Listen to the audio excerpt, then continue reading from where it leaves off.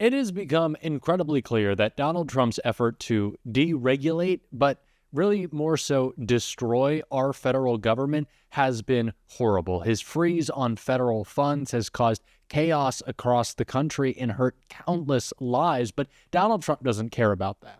But what he will care about is the fact that White House emails absolutely humiliating him were leaked when their system was compromised. Because when Donald Trump decides to fire everybody, yeah, that includes people who do oversight of the communication throughout the federal government, Donald. So yeah, not too good for you. And we are going to get into those humiliating emails. But before we do, if I could quickly ask you to leave a like on this video. And if you haven't already and you enjoy our channel, to hit that subscribe button. It goes a long way. It really means a lot to me. Now, before we get into Donald Trump and the hilarious and humiliating emails that just came out, I want to check out Senator Chris Murphy, who appeared on CNN and called out the deregulation and destruction of our federal government that Donald Trump is doing and how it is hurting Americans. Listen, all I'm saying is that Trump took very specific actions to leave the FAA without a leader, to wage a daily assault on federal employees, including those at the FAA. And it is important for us to get to the bottom of whether that had any impact on what happened in the control tower that night and whether that had anything to do with the crash. I don't know the answer to that question, but I know that those things are true. And what I know is not true is that DEI and efforts to hire women or black people or Latinos at the FAA had anything to do with that crash. So I just want the president to be held accountable for the fact that all of our federal agencies right now are a mess. Every day we are receiving calls from employees at our federal agencies, including the agencies that protect us, saying that everybody is in crisis, that they are looking over their shoulder, wondering whether they are going to be fired, wonder whether the programs that they are running are going to be cut off. And at some point, he has to be held to account for the chaos, the deliberate chaos that he is creating in our federal agencies. What he is saying is that the only people who are competent to run anything in this country are white men. That's what he's saying. He's saying that because the FAA has hired women and black people, that our nation's safety is at risk. It's kind of incredible that a president of the United States can say that. But let's examine why he's saying it. Why did he come out so quickly to try to attack women and black people for ruining the FAA? He did that because he is very vulnerable. He has some big questions to answer because the FAA has been in chaos, in crisis, since he took over. Elon Musk, his co-president, forced out the FAA administrators. So for the last week, we have been leaderless at the FAA. We have had no one in charge of the FAA. Trump fired, upon taking office, the entire FAA Safety Advisory Board. He spent the last week trying to push federal employees out the door, including people at the FAA, trying to bully them into accepting offers to resign. And so we got reports that the control tower was not normal on the night of the crash. Well, that stands to reason because the FAA has been in meltdown since Trump took over. He knows that he would have to answer for that. So instead of actually explaining why he left the FAA leaderless and without any direction, in chaos, he's blaming black people and blaming women who work at the FAA without any evidence. Of course, he has no evidence that that's true because it's not true. And, you know, who knows? Let's see what the real reason is here, but this could be a cover-up. Donald Trump's focus on ripping institutions apart without any care or real cause, doing it in this real immediate fashion without any warning, without anyone's ability to prepare, is incredibly scary. And it is what is leading to these disasters that we are seeing all across the country, including Donald Trump's complete ambivalence towards, how about we think about air traffic oversight? Yes, Donald, you are now responsible for 2 devastating plane crashes that he doesn't really seem to care about. He just wants to talk about DEI and lie for some reason. But of course, like I said, when things start to get personal for Donald Trump, then he starts to care. And so I think he's going to care about this story right here. 13,000 federal employees receive abusive email and comm system exploit. Tired of working for a complete C-word? A whopping 13,000 federal employees reported receiving an abusive email on Thursday after a new broadcast system was quickly exploited. In an email with the subject header, "Resign," all 13,000 federal employees of the National Oceanic and Atmospheric Administration reportedly received the abusive message which read, "Aren't you tired of working for a complete C-word?" "I'm sorry this happened to us," responded NOAA Deputy Director of Communications in a memo to staff. "I will report it."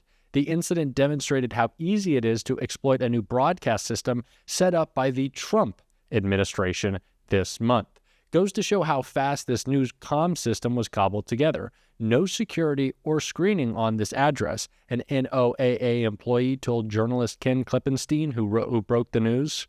So the safety and security that Donald Trump was promising to bring to our federal government, that, of course, was always a lie. We knew that was a lie. Yeah, it's gone out the window pretty quickly. And I'm pretty sure that specific word that I'm not going to say was certainly referring to the guy in the Oval Office.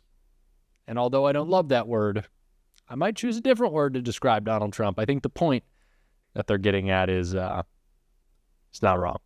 They're not wrong about Donald Trump. Because he's horrible. And it's all he's been throughout the beginning of his presidency. We told people this. It's hard for me to keep saying it. I hope it is some stress reliever to you. Do you know what? It actually does kind of make me feel better to do the "we told you so" bit. But it still hurts to see the devastation he's causing. I don't want people to have their lives upended by the disastrous decisions of Donald Trump. It's part of the reason I voted for Kamala Harris, so she could secure safety and dignity for people in their lives, so that we could build a better country for everybody, a more equitable country for everybody. But no, Donald Trump is going after Meals on Wheels, because that's the big threat. That's the big cut off their funding. Those sponges who want to eat. He's horrible. And we have to focus on this story because I feel like, as MAGA does, they're flooding the zone. Steve Bannon's favorite phrase, flooding the zone. So we'll move on from this, but we can't. And someone who did great reporting on just how impactful Donald Trump's federal funding freeze is Rachel Maddow. I want to check out what she had to say. Today, they also caused chaos across all 50 states of this country by just announcing that they were stopping all the things the government does, all the things the government funds.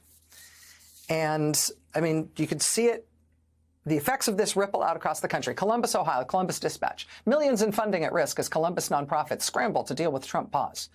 The Oregon Capitol Chronicle. Oregon officials scrambling to respond to Trump order freezing many federal funds.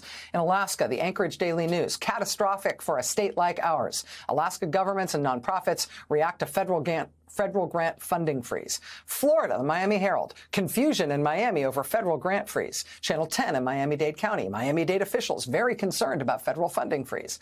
Idaho grant recipients scrambling for clarity after federal freeze. Nebraska officials assessing impact of very concerning Trump funding freeze order. Illinois shut out of Medicaid as Trump enacts temporary freeze on federal funds.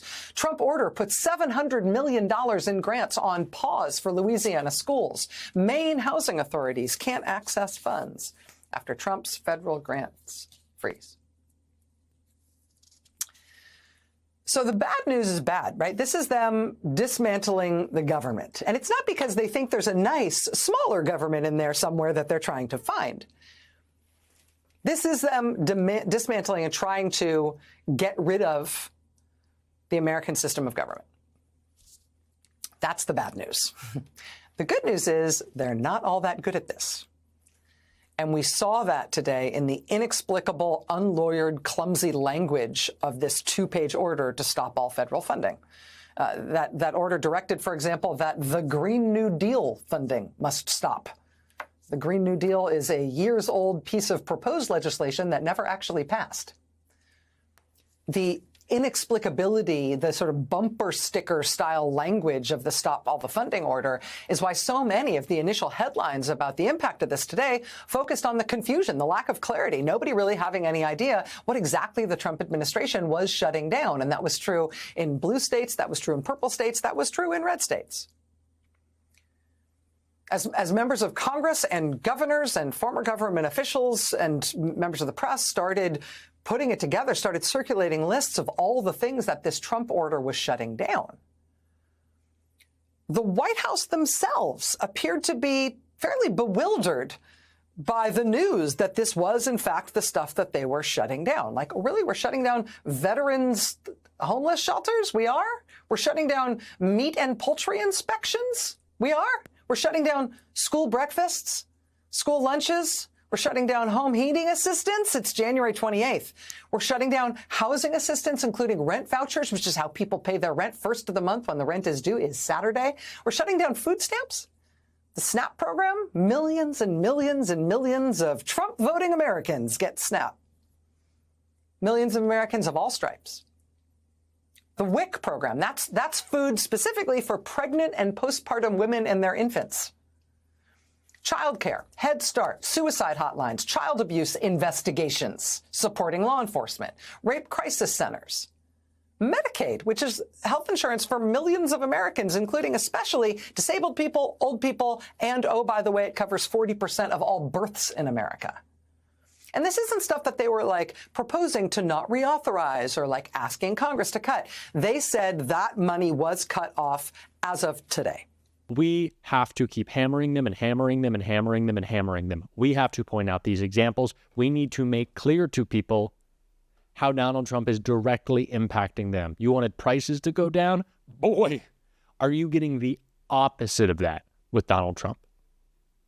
It could not be farther from what people allegedly voted for.